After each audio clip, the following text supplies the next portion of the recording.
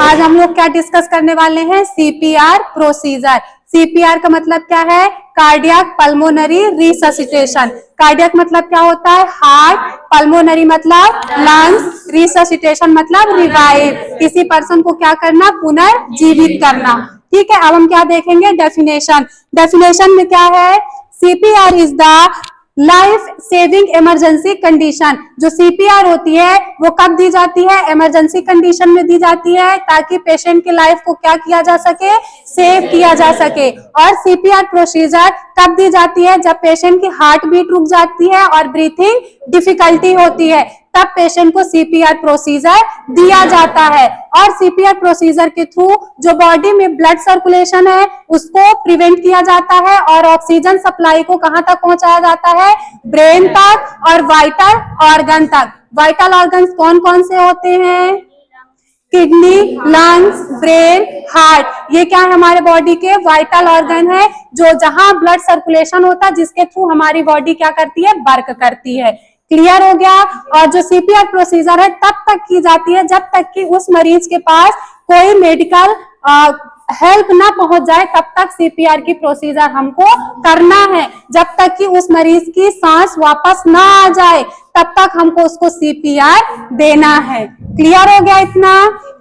अब CPR procedure दो तरह से दी जा सकती है, कैसे, बीएलएस बेसिक लाइफ सपोर्ट और एएलएस मतलब एडवांस कार्डियक लाइफ सपोर्ट। जो बेसिक लाइफ सपोर्ट है उसको कोई भी परफॉर्म कर सकता है, लेकिन जो एडवांस कार्डियक लाइफ सपोर्ट है उसको कौन देगा, जो स्पेशलाइज्ड पर्सन होगा और हॉस्पिटल में ही दिया जा सकता है। क्लियर हो गया। इसके बाद हम क्या देखेंगे कि सीपीआर प्रोसीजर की क्यों जाती है, इसके इंडिकेशन क्या है।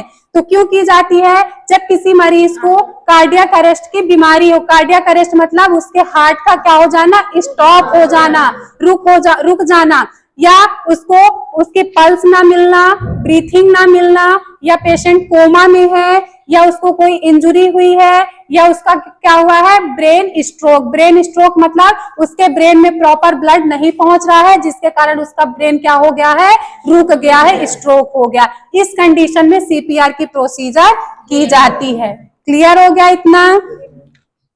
उसके बाद क्या है, पर्पस। अब सीपीआर क्यों की जाती है, क्यों की जाती है, ताकि पेशेंट के लाइफ को क्या किया जा सके, सेव किया जा सके, उसके बॉडी में ब्लड का सर्कुलेशन किया जा सके और उसके सांस को, उसके ब्रीथिंग को वापस लाया जा सके।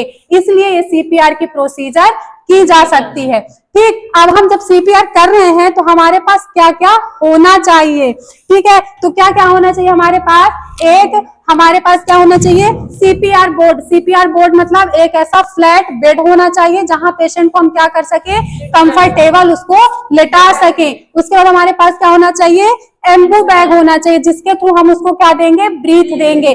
अगर हम किसी पर्सन को बाहर सीपीआर दे रहे हैं तो कैसे ब्रीथ देंगे, माउथ टू माउथ ब्रीथ देंगे। ठीक, उसके बाद हमारे पास क्या होना चाहिए, ऑक्सीजन सिलेंडर होना चाहिए और सक्शन मशीन होना चाहिए। और क्या होना चाहिए, ओरोफेरेंजियल एयरवे। जानते हो ओरोफेरेंजियल मतलब हम उसके मुंह में डालते हैं ओरोफेरेंजियल को, तो अगर पेशेंट क्या है, अनकॉन्शियस है मतलब बेहोश है, उस टाइम पे उसके माउथ को ओपन करने के लिए और ये ओरोफेरेंजियल डाला जाता है।